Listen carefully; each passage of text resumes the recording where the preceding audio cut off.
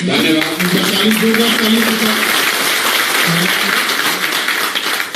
सबका यहाँ स्वागत है, आप समय निकाल कर आए हैं, उसके लिए आपका शुक्रिया अदा कर रहे हैं। शहर की जो दुर्दशा है, जाम की स्थिति है, मुझे लगता है कि ये 7:15 बजे 7:30 बजे शुरू होनी थी, अभी 8:30 या 9 बज रहा होगा, 9:30 हो गया। तो यहाँ से जब सभा खत्म होगी, खाना खा के घर पहुँचते पहुँचते कई लोग फोन करके कह भी दिए होंगे कि आज बहुत देरी होगा, 11 साढ़े 11 बजे 11 बजे भी जाम खत्म नहीं होगा। बड़े बड़े शहरों में शाम में एक हाई ट्रैफिक टाइम होता है कि 6 बजे से लेकर 8 बजे तक बहुत भीड़ रहेगी। बिहार में जो दुर्दशा है, यहाँ पूरी रात ऐसे ही जाम लगा हुआ। यहाँ पर अभी आप लोग कह रहे हैं कि शिक्षा कैसे सुधरेगी, शराबबंदी पर बहुत लोगों ने बात की। मेरे भाई, यहाँ कुछ नहीं सुधरने वाला है, क्योंकि आप नहीं सुधरने वाले। आप नहीं सुधरने वाले। कितना बढ़िया बढ़िया आप लोग बात बोल रहे हैं। बिहार में भैया शिक्षा होना चाहिए, रोजगार होना चाहिए, सुरक्षा होना चाहिए, भ्रष्टाचार खत्म होना चाहिए। कोई एक क्षेत्र जिसने एक ही नेता को लगातार 7 बार 8 बार जिताया है, उसमें आप हाजीपुर के लोग Guinness book of world record में हैं। 50 साल से इसी दुर्दशा में जी रहे हैं, उसी आदमी को लगातार जिता भी रहे हैं। बापों को जिताया, बेटों को जिताया। हम व्यक्ति पर टिप्पणी नहीं कर रहे हैं। आपका कैरेक्टर जो है, लोकतांत्रिक कैरेक्टर, वो किसी को हाजीपुर आकर समझने की जरूरत नहीं। वो देश में कहीं पर बैठा हुआ आदमी कहेगा कि अगर सबसे ज्यादा अपने सांसद से, अपने चुने हुए प्रतिनिधि से कोई खुश है तो वो हाजीपुर के लोग। लोगों ने मोदी जी को चुनौती दे दी, राहुल गांधी को हरा दिया, इंदिरा गांधी को हरा दिया, लेकिन वैशाली और हाजीपुर की जनता ने अपने सांसद को नहीं बदला। और यहाँ बैठ के कितना लंबा लंबा बात कर रहे हैं। भैया ये भी सुधरना चाहिए, भैया वो भी सुधरना चाहिए। काहे सुधरना चाहिए? जब आप लोकतंत्र में आप खुश हैं या नाराज हैं, उसकी अभिव्यक्ति है वोट।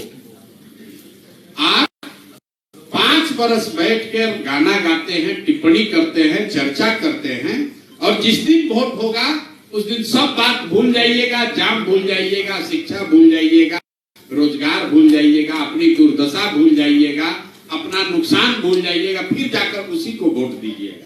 अभी तो 6 महीना पहले दिए हैं वोट आप लोग, फिर उसी व्यक्ति को वोट दिए हैं जिसको पिछला 50 साल से जिताते आए। लोग कहता है भैया विकल्प नहीं था, क्या करें? कई लोग कह रहा है आप ही पर नया होप है, विकल्प नहीं था, अब आप आ गए हैं, अब हम लोग जग गए। हम बता रहे हैं आप नहीं जगे भैया। हम विकल्प लेकर क्या आपको देंगे? ईवीएम पर नोटा दिखता था कि नहीं दिखता था? ईवीएम पर नोटा हमेशा से है। और कुछ लोग यहाँ कानून को समझने वाले बैठे हैं। अगर नोटा को किसी अन्य प्रत्याशी के मुकाबले ज्यादा वोट मिल जाए तो सरकार पर यह बाध्यता होती है, उसको फिर से चुनाव कराना पड़ता है। तो अगर आपको इतना ही विकल्प का चिंता था तो आप नोटा पर दबा देते, फिर से चुनाव होता, प्रत्याशी बदल गए होते। आपको तो बदलना कुछ है नहीं। कह रहे शिक्षा सुधारिए, शराबबंदी रोकिए। भाई, शराबबंदी जिन्होंने लागू किया है वही लोग तो आपका वोट पा रहे हैं। बिहार में पहला व्यक्ति प्रशांत किशोर हैं जो नेता है या नेता बनने का प्रयास कर रहे हैं, जो खुलेआम ये कह रहे हैं कि 1 घंटा में शराबबंदी हटा देंगे।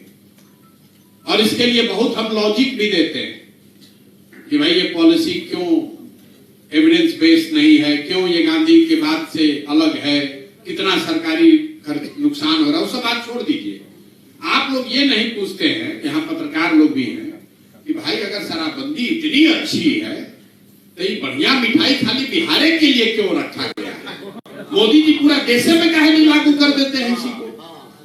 कहता है भाजपा वाला इससे महिला एम्पावरमेंट हो रहा है, महिलाओं का सशक्तिकरण हो रहा है। तो भाई खाली बिहार के महिला का सशक्तिकरण काहे हो रहा है? यूपी में भी महिलाओं का सशक्तिकरण करा दो, पूरा देश ही में करा दो लागू करके। तो बढ़िया वाला मिठाई, बढ़िया वाला पॉलिसी बिहार के लोगों के लिए क्यों रखा गया है?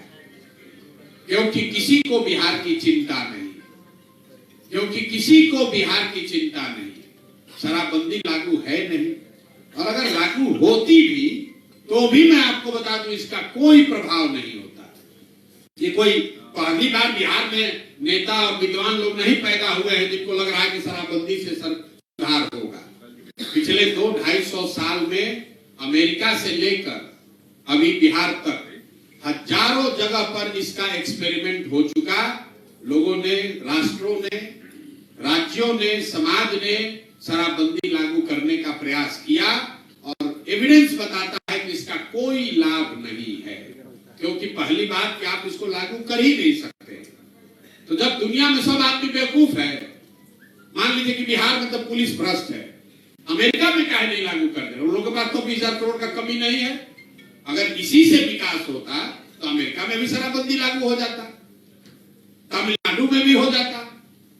शराबबंदी से कोई सीधा सरोकार विकास का नहीं है और इससे खाली नुकसान ही नुकसान है। 15-20 हजार करोड़ रुपया हर साल यहां से आपका हमारा नुकसान हो रहा है। पैसा जा कहां रहा है? ये पैसा जा रहा है अफसरों के पास, भ्रष्ट नेताओं के पास, सरकार शराब माफिया के पास। लोग कहता है कि गांधी जी कहे, यहाँ के नेता हैं तेजस्वी यादव, उन्होंने कहा है प्रशांत किशोर गांधी का फोटो लगाए हैं और शराबबंदी हटाने का बात कर रहे हैं। हमने खुले मन से चुनौती दी है कि गांधी पर 5 लाइन का निबंध जैसे बच्चा सब लिखता है, 5 लाइन खड़ा होकर तुम बोल दो तब हम बात करेंगे तुमसे। भाई गांधी ने जीवन में कभी भी शराबबंदी को कानून के जरिए लागू करने की बात नहीं कही है। गांधी को जाकर पढ़ लीजिए और मैं खुली चुनौती दे रहा हूं, गांधी ने कभी भी इस बात को नहीं कहा कि शराबबंदी लागू करने के लिए कानून बनाया जाए। गांधी जी ने शराबबंदी को सामाजिक प्रयास के तौर पर बताया। जैसे कि उन्होंने कहा कि शाकाहारी होना अच्छी बात है। इसका मतलब ये नहीं है कि सरकार कहे कि जो मांसाहारी लोग हैं सबको जेल में डाल दिया जाएगा क्योंकि गांधी जी कहे। गांधी जी ने ये नहीं कहा था। गांधी बहुत बड़े आदमी थे, इस तरह की बेवकूफ वाली बात कभी नहीं कह सकते थे। उन्होंने ये जरूर कहा कि समाज को, सरकार को ये प्रयास करना चाहिए कि बहुत बड़े पैमाने पर लोग शराब का सेवन न करें।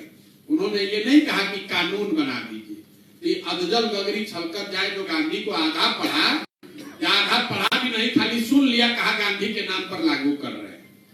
कुछ लोग कह रहे हैं कि महिलाओं को इससे फायदा है। हम 5000 गांव में गए और भाई साहब ने ठीक कहा, 8.5 लाख से ज्यादा इस मामले में शराबबंदी के कानून बनने के बाद 8.5 लाख से ज्यादा केस हुआ। करीब 6.25 लाख केसों में कोर्ट्स ने कॉग्निजेंस ले लिया और करीब 1,23,000 लोग आज भी जेल में बंद हैं। 1,23,000 में 99% लोग वो बंद हैं जो समाज के सबसे गरीब, दबे कुचले, वंचित, मुस्लिम, दलित है, जिसको कोई केस लड़ने वाला नहीं है, वही आदमी जेल में है। और जब उसके घर का कोई आदमी जेल में है तो उस घर की महिलाएं दर दर का ठोकर खा रही हैं, कोर्ट कचहरी में घूम रही हैं, थाना में जा रही हैं, उनका कोई एम्पावरमेंट नहीं है। नीतीश कुमार के बगल में बैठा हुआ सब अफसर और नेता, और हमको नाम लेने की जरूरत नहीं, आपको मालूम है कि मुजफ्फरपुर में कौन शराब बेचवा रहा है और हाजीपुर में कौन बेचवा रहा है, किसी से छुपा हुआ नहीं है, कोई पकड़ने वाला नहीं है। तो इसका कोई फायदा नहीं है। और हम लोग ये कह रहे हैं कि जन स्वराज की सरकार बनेगी तो 1 घंटे के अंदर इसको हटा दिया जाएगा। और शराबबंदी का मान लीजिए कि एक बार बहस के लिए 1 मिनट फायदा है भी, तो अगर फायदा तो तब न होगा जब लागू कीजिएगा। ये तो लागू है कहाँ? शराबबंदी के नाम पर दुकान बंद है, होम डिलीवरी चालू है। और बिहार में बड़े पैमाने पर सूखा नशा, जो हम लोग कभी पंजाब में देखते थे, पहली बार वो लड़का जो बता रहा है सुलेशन की बात, बिहार के गांव-गांव में सूखा नशा फैल रहा है। और समाज को, हमको, आपको अभी अंदाजा नहीं है कि लंबे समय में कितना बड़ा नुकसान बिहार के लोगों का इस शराबबंदी के वजह से हुआ है। क्योंकि एक बार अगर बच्चों को नशे की लत लग गई तब वो प्रशांत किशोर बने या कि कोई दूसरा बने, अब वो सुधरने वाला नहीं है। जो क्राइम रेट बढ़ता जा रहा है वो क्यों बढ़ रहा है? अगर लड़के को सूखा नशा का आदत लग गया है तो किसी ना किसी को मारेगा ही मारेगा। पैसा नहीं रहेगा तो लूटपाट करेगा ही करेगा। तो शराबबंदी से बहुत लंबा नुकसान बिहार को हुआ है और आने वाले कई वर्षों तक समाज इसका खामियाजा भरेगा। इसलिए नहीं कि नीतीश कुमार ने लागू किया है, इसलिए कि जिस नीतीश कुमार ने लागू किया है उसको हमने आपने मिलकर बार बार जिताकर वहां कुर्सी पर बैठाया है। तो जो गलती जो बोइएगा वो काटिएगा, जो बोइएगा वही काटिएगा, दूसरा कोई उपाय नहीं। आपने कहा शिक्षा सुधारिए, 5 वर्ष में 2.5 वर्ष हो गया हमको 5000 गांव में जाने पर। हम अपने भाषणों की शुरुआत ही एक सवाल से करते हैं, आज महुआ में भी करके आ रहे। भाई ये बताइए कि और कुछ हो ना हो, आपके बच्चों के लिए शिक्षा और रोजगार होना चाहिए कि नहीं? 100% लोग बिहार में हाथ उठाकर कहता है, हम वीडियो में रिकॉर्ड कराते हैं कि ना भैया पढ़ाई और रोजगार तो होना ही चाहिए। वो लोग चाहे पढ़े लिखे हो या अनपढ़, अगड़े हो या पिछड़े, महिला हो पुरुष हो, हर आदमी कहता ना भैया पढ़ाई और रोजगार तो होना ही चाहिए, क्योंकि उसको मालूम नहीं कि दूसरा सवाल क्या पूछा जाएगा। दूसरा हम पूछते हैं तुरंत कि ठीक है भाई होना चाहिए, तो जरा अपने अपने बच्चों के सर पर हाथ रखो, अपने अपने बच्चों का चेहरा याद कर लो और बताओ कि तुमने अपने जीवन में कभी शिक्षा रोजगार के लिए अपने बच्चों के लिए वोट दिया है? बिहार में आज तक 2.5 वर्ष में एक आदमी भी हमको नहीं मिला जो कहा कि हमने अपने बच्चों के पढ़ाई रोजगार के लिए वोट दिया है। और इस सभा में बिना हाथ उठाए भी कह सकते हैं कि आपने भी नहीं दिया है। जब आप शिक्षा रोजगार के लिए वोट ही नहीं देते हैं तो आपको मिलेगा कैसे? लोग कहता है कि अगर दे देंगे तो क्यों मिल जाएगा, इसका क्या गारंटी है? बिल्कुल गारंटी है, क्योंकि आपने मंदिर के लिए वोट दिया तो मंदिर बना है। आपने 5 किलो अनाज के लिए वोट दिया है तो 4 किलो अनाज इसी बिहार में मिल रहा है। आपने बिजली के लिए नीतीश कुमार को वोट दिया तो माइक चले न चले बिजली बढ़िया चल रहा है। आपने हमने वोट दिया सिलेंडर के लिए तो घर घर सिलेंडर बिहार में भी बटा ही है। आपने अच्छे सड़क के लिए वोट दिया तो ग्रामीण सड़क की हालत भले खराब है, नेशनल हाईवे जरूर बिहार में बना है। आपने अपहरण रोकने के लिए वोट दिया तो बिहार में, इसी बिहार में कानून व्यवस्था कितना भी खराब है, अपहरण रुक गया है। आपने गुजरात के विकास का कहानी सुनकर वोट दिया तो गुजरात में विकास हो रहा है, आपके हमारे बच्चे गुजरात में नौकरी मजदूरी कर रहे हैं। लोकतंत्र में आप ये समझिए, आप किसको वोट देते हैं इसका कोई महत्व नहीं है, वोट किस बात के लिए देते हैं इस बात का महत्व है। जिस लालू जी के जंगल राज की आप बात करते हैं कि सबसे खराब सरकार लालू जी का था, लालू जी के राज में भी कुछ मिले या न मिले, सड़क बिजली पानी नहीं मिला, लोगों को रोजगार पढ़ाई नहीं मिला, लेकिन लालू जी के भी राज में जिस आवाज और सम्मान के लिए गरीबों ने, दलितों ने, पिछड़ों ने उनको वोट दिया था, समाज के उन वर्गों को आवाज और सम्मान मिला। जो लोग बिहार की राजनीति को जानते समझते हैं वो ये मानेंगे कि लालू जी के उस राज में जो गरीब था, पिछड़ा था, वंचित था, उसको समाज में खड़ा होकर बोलने का अधिकार, सम्मान मिला है। मैं आपको लालू और नीतीश और मोदी और कांग्रेस के बारे में बात करने नहीं खड़ा हूं, मैं आपको ये बता रहा हूं कि आपने वोट चाहे कांग्रेस को दिया, लालू को दिया, नीतीश को दिया, मोदी को दिया या जनसुराज को देंगे, जिस बात के लिए आप वोट दीजिएगा वो थोड़ा कम या ज्यादा होगा ही होगा, उसमें कहीं कोई शक ही नहीं है। ये लोकतंत्र में आपके वोट की ताकत है। लोग इसको छोड़कर दिन रात इसमें लगे हैं किसको वोट दें। अगर आपको लग रहा है जनसुराज को वोट देंगे सब सुधर जाएगा, हम आपको कहते हैं कुछ नहीं सुधरेगा। अगर जनसुराज भी जीत कर आ जाए और हमको ये मालूम है कि हम काम करें न करें हमको वोट पड़बे करेगा, तो हमारे लोग भी काम नहीं करेंगे। पूरे देश में